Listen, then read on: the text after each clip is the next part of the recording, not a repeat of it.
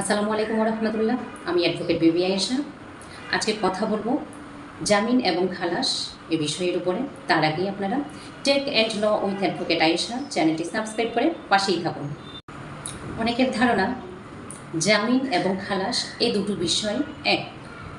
জামিন পেলেন মানে মামলার দায় থেকে মুক্ত হয়ে গেলেন। আইন কি তাই বলে? একদমই না।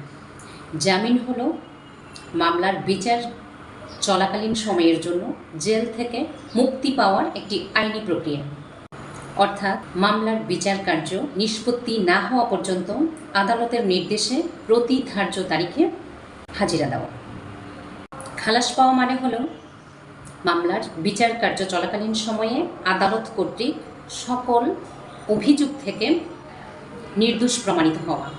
অর্থাৎ আপনি খালাস পেলেন মানে মামলার সকল প্রকার অভিযোগ থেকে পুরোপুরি মুক্ত হয়ে গেলেন।